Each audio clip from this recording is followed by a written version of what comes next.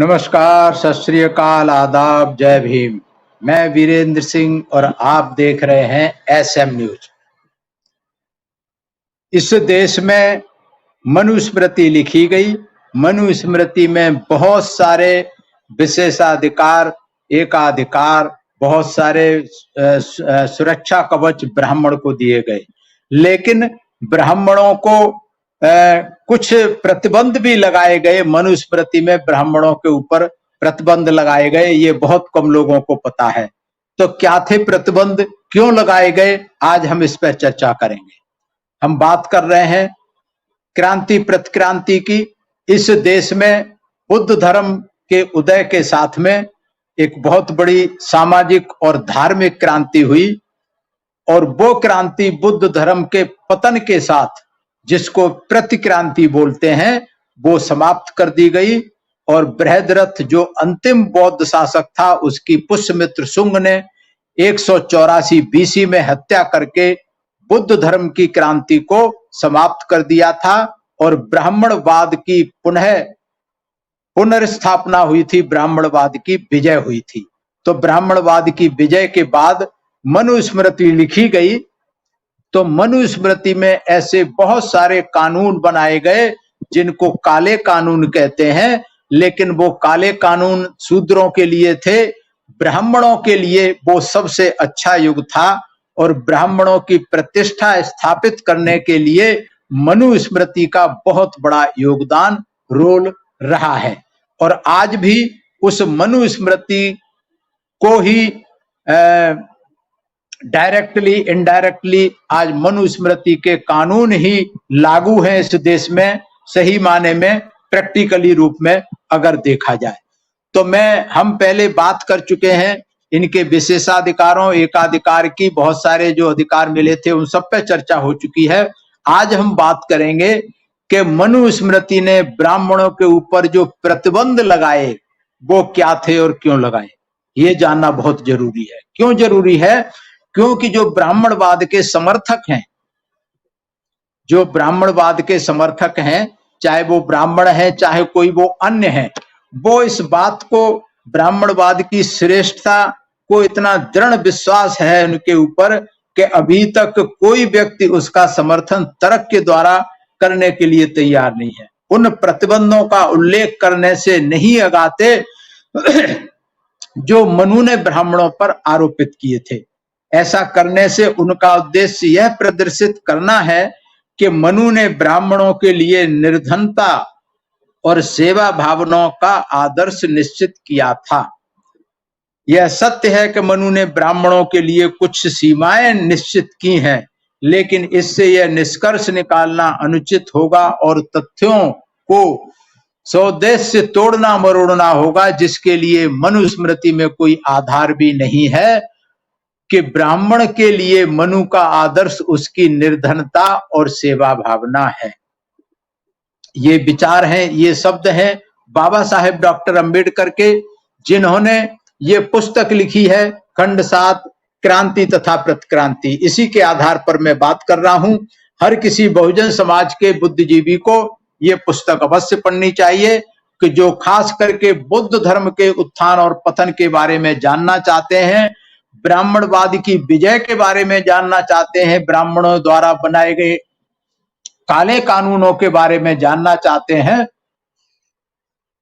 उनको अवश्य पढ़ना चाहिए।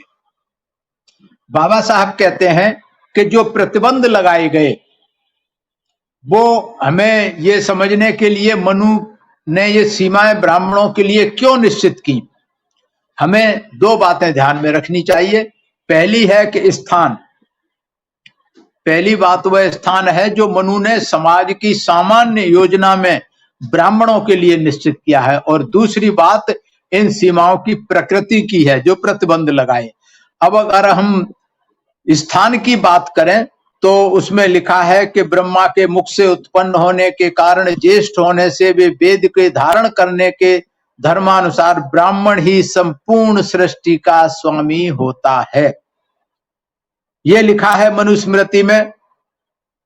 ब्राह्मण को कहते हैं कि जो अनुबोधि प्रतिबंध लगाए कि आजीविका प्राप्त करने के लिए वह अपने शरीर को अनुचित रूप से कष्ट न देकर ऐसे अनिंदनीय व्यवसाय का अनुसरण कर धन संग्रह करे जो उसकी जात के लिए निर्धारित है।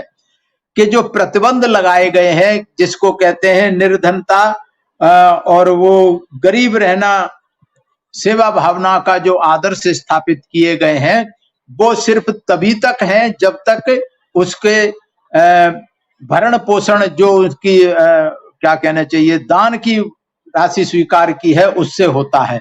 तो इसमें ये बहुत सारे श्लोक बाबा साहब ने उद्धृत किए हैं, मैं उस पर नहीं जाना चाहता कि जो सीमा की बात है, एक तो स्थान की और प्रकृति की बात है, सीमा की बात है कि भाई ये किस प्रकृति के लोग हैं। चोरी करने का जैसे इसमें जो प्रतिबंध है कि चोरी करने का शूद्र को 8 गुना, ब्राह्मण को 64 गुना दंड का प्राविधान है। ब्राह्मण को बहुत ज्यादा दंड का प्राविधान दिया है शूद्र के, जबकि नॉर्मली ब्राह्मण को दंड का प्राविधान या तो नहीं है या इन शूद्र तीनों वर्णों से बहुत कम है। तो ये ऐसा क्यों किया गया, चोरी करने के लिए इतना बड़ा प्राविधान क्यों किया गया? अब बाबा साहब इस पे निश्चित रूप से निकालते हैं अपना एनालिसिस करके कि मनु द्वारा ब्राह्मण को जो स्थान दिया गया उसके परिप्रेक्ष्य में इन सीमाओं का विश्लेषण करने से स्पष्ट हो जाता है कि इन सीमाओं का उद्देश्य यह नहीं था कि ब्राह्मण हानिकारक स्थिति में रहे, बल्कि इससे तो यह स्पष्ट होता है कि मनु का उद्देश्य ब्राह्मण को उस उच्च पद से भ्रष्ट होने से बचाना था जहां उसने उसे प्रतिष्ठित किया है, और उसका उद्देश्य उसे गैर ब्राह्मणों से निंदित होने से बचाना था। तो ये बहुत महत्वपूर्ण है जो बाबा साहब ने विचार दिया है कि जो एक तरफ तो ब्राह्मण को उच्च पद दिया कि ब्राह्मण पूरे क्या कहने चाहिए पूरे सृष्टि का स्वामी ब्राह्मण है, सृष्टि का स्वामी इतना बड़ा पद दिया।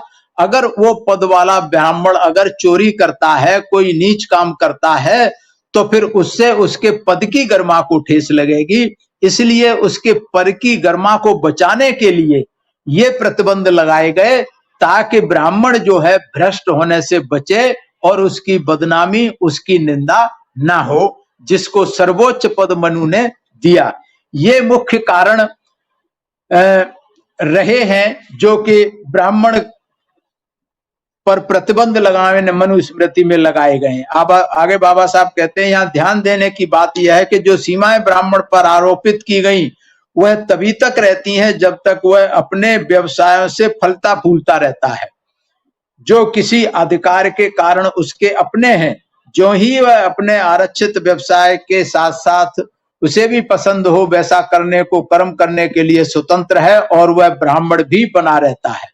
मतलब जब तक उसके जो निश्चित किए गए हैं दान देना, दान लेना, यज्ञ करना, इनसे जब तक उसे पर्याप्त आमदनी हो रही है तब तक ही ये प्रतिबंध है। अगर उसकी आमदनी कम हो जाती है तो ये कोई भी प्रतिबंध उसके ऊपर काम नहीं करेगा, वो कुछ भी कर सकता है जो उसका मन करे। ये भी मनुष्य इसमें मनुस्मृति में लिखा हुआ है कि वो क्या क्या और कर सकता है। मनुस्मृति में और भी व्यवस्थाएं हैं जिसका उद्देश्य ब्राह्मण को भौतिक दृष्टि से समृद्ध बनाना है। बहुत सारे उदाहरण दिए हैं बाबा साहब ने इसके, मैं इस पे नहीं जाना चाहता। तो इसमें एक जगह उदाहरण दिया है कि जिस यज्ञ में बहुत थोड़ी दक्षिणा दी गई हो ऐसा यज्ञ इंद्रिय प्रतिष्ठा, सुख, स्वर्ग, दीर्घ आयु, संतान और पशुधन को नष्ट कर देता है। अतः थोड़ा धन देने वाला व्यक्ति यज्ञ नहीं करनी चाहिए, क्योंकि उसे कुछ भी हो अगर दक्षिणा जो योग्य यज्ञ की है वो उसे भरपूर मिलनी चाहिए। अगर कम मिलती है तो उसने ये लिख दिया कि ये कोई इसका फायदा नहीं है। तो इस तरीके के जो प्राविधान बनाए गए वो बहुत ही खतरनाक थे। और आगे कहते हैं कि लेकिन दान का विधान ऐसा विधान है जो ब्राह्मणों के लिए आय का प्रचुर स्रोत है। मनु राजा को ब्राह्मणों को दान देने के लिए प्रेरित करता है। मनु ने मनुस्मृति में लिखा है कि राजा अनेक यज्ञ करे जिनमें दक्षिणाएं दी जाएं और यश प्राप्त करने के लिए ब्राह्मणों को भोग के पदार्थ दे। वह उन ब्राह्मणों की पूजा करे जो गुरु के गृह से आए हैं, और क्योंकि जो धन ब्राह्मणों को दिया जाता है वह राजाओं को अक्षय कोष कहा जाता है। राजाओं द्वारा अक्षय कोष ब्राह्मणों के पास अवश्य रखा जाना चाहिए। तो इस तरीके की जो व्यवस्थाएं मनु में दी गई तो ये केवल उपदेश के रूप में ही नहीं थी, इसमें इतिहास साक्षी है इस बात का कि ब्राह्मणों ने इस उपदेश का पूरा पूरा लाभ उठाया। और बड़े आश्चर्य की बात यह है कि ब्राह्मणों ने राजाओं को इतना मूर्ख बनाया कि उन्होंने गांव के गांव इन्होंने धूर्त, आलसी और अकर्मण्य ब्राह्मणों को दान में दे दिए, हस्तांतरित कर दिए थे। निसंदेह आज के ब्राह्मण के पास जो संपत्ति है वह इसी उस ठग विद्या के कारण है जिसका प्रयोग धूर्त ब्राह्मण धार्मिक प्रवृत्ति के किंतु मूर्ख राजाओं पर करते रहे हैं। मनु इसी बात से संतुष्ट नहीं था कि दान के लिए ब्राह्मण राजा का शोषण करे, उसके दान के मामले में ब्राह्मण को जनता का भी शोषण करने की अनुमति दी थी। ये बहुत महत्वपूर्ण है। ये बाबा साहब ने इस पर निष्कर्ष निकाला है। और जिस धर्मनिष्ठ व्यक्ति का अपना कर्तव्य समझता है कि ब्राह्मण को दिया गया दान सर्वश्रेष्ठ होता है, ये सब व्यवस्था की गई, तो ऐसी इनको मानसिक रूप से इतना अपंग बना दिया लोगों को, राजाओं को और गुमराह लोगों को, और के उससे बंध गए। इसके अलावा और भी काम किया कि जो दान देने का नियम बनाया मनु ने, उसको जो था ब्राह्मणों की सबसे सुरक्षित और सबसे स्थायी स्रोत था आय का, जो बहुत ही स्पष्ट था। और मनु ने दान को प्रायश्चित से भी जोड़ दिया कि इस काम में कभी भी कमी ना आए, इसको प्रायश्चित से जोड़ दिया। और बहुत सारे मनु ने अनेक प्रकार के प्रायश्चित निर्धारित किए हैं, जिसमें प्रायश्चित के बारे में ध्यान देने योग्य बात है कि जो मध्यस्थता करेगा, जो प्रायश्चित करवाएगा, वो ब्राह्मण ही होगा और ब्राह्मण को जो है भौतिक लाभ होगा उस प्रायश्चित को कराने से।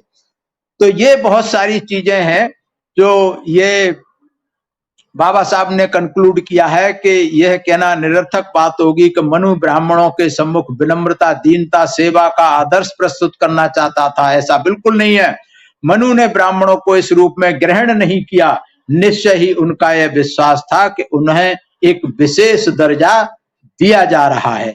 मनु ने ब्राह्मणों को प्रभु कहा है और नियम इतनी सावधानी पूर्वक बनाए कि वे सदा इसी रूप में बने रहें। तो ये बहुत महत्वपूर्ण है कि मनु ने जो मनुस्मृति बनाई, उसमें ब्राह्मणों के लिए और सिर्फ ब्राह्मणों के लिए सारी सुख सुविधाएं सुनिश्चित की कि बिना शारीरिक श्रम किए हुए किस तरीके के उनके आय के स्रोत हमेशा बने रहें और उनका स्थान भी सर्वोच्च बना रहे, पूज्य भी बने रहें। और ये आज भी बरकरार लागू है। ये मनुस्मृति करीब 150 बीसी के बाद लिखी गई थी, जिसको कहते हैं कि शायद ये 150 और 170 बीसी के बीच में लिखी गई है। लेकिन आज भी मनु के प्राविधान ब्राह्मण के श्रेष्ठता के लिए हैं और वो आज भी हैं और आगे भी रहेगा। मेरे हिसाब से जब तक भारत में ये लोग रहेंगे इस तरीके के मानने वाले। आज आप देखते हैं कि वैसे तो लोकतंत्र है, संविधान के हिसाब से कानून चलता है, लेकिन प्रैक्टिकली आप देखेंगे जब कोई प्रधानमंत्री, राष्ट्रपति या कोई मंत्री बनता है, किसी की बड़ी नौकरी मिलती है, तो वो संविधान का सम्मान नहीं करता, संविधान की शपथ नहीं लेता, बल्कि देवी के मंदिर में जाके, किसी मंदिर में जाके वहां के पुजारी से जाकर के आशीर्वाद लेता है। वो पुजारी कुछ भी नहीं है, अनपढ़ अंगूठा टेक हो, कुछ भी हो, लेकिन वहीं जाकर के सिर टेकते हैं। इसका मतलब ब्राह्मण सर्वोपरि है, देश का प्रधानमंत्री, राष्ट्रपति सर्वोपरि नहीं है। और अभी ताजा ताजा घटना है, अभी मौजूदा जो राष्ट्रपति हैं वो जब तथाकथित भगवान का या तथाकथित ब्राह्मण का आशीर्वाद लेने के लिए उन्होंने राष्ट्रपति बनने के बाद मंदिर में जाने की कोशिश की थी, तो इन ब्राह्मणों ने, क्योंकि वो शूद्र हैं, इसलिए मंदिर में घुसने नहीं दिया था। तो ये जो व्यवस्था है ये निश्चित करती है, इस बात को बताती है, इस बात का उदाहरण है कि आज भी देश में मनुस्मृति का राज चल रहा है। डायरेक्टली अगर देखा जाए, इनडायरेक्टली इस देश के राष्ट्रपति की कोई वैल्यू नहीं है, जो कि इस देश का सर्वोच्च संवैधानिक पद है। अगर वैल्यू है तो मनुस्मृति की है, मनु के चेले चपाटे ब्राह्मणों की है। ये मैं नहीं कह रहा, ये उदाहरण आपके सामने है, ये देश के सामने है, दुनिया के सामने है। बाकी सोचना आपको है, सोचना बहुजन समाज के लोगों को है, सोचना ब्राह्मण के अलावा सर्व समाज को सोचना है कि ये ब्राह्मणी सत्ता की गुलामी कब तक करते रहेंगे। मैं धन्यवाद करता हूं एसएम न्यूज का, धन्यवाद करता हूं सभी दर्शकों का मेरी बात को सुना। और अगर आप मेरी बात से सहमत हैं तो आप इसको ज्यादा से ज्यादा शेयर करेंगे, लाइक करेंगे। और बाबा साहब की एक पुस्तक है संपूर्ण वाङ्मय क्रांति तथा प्रतिक्रांति बुद्धा कर्ल मार्क्स, इस किताब को अवश्य डिटेल में पढ़ेंगे, क्योंकि मैंने तो खाली कुछ टिप्स ही दिए, कुछ उदाहरण दिए हैं विस्तार से जानने समझने के लिए। इस किताब को पढ़ना आवश्यक है। और मैं सभी को आभार मेरा प्रस्तुत करता हूं, सभी मेरा प्रणाम स्वीकार।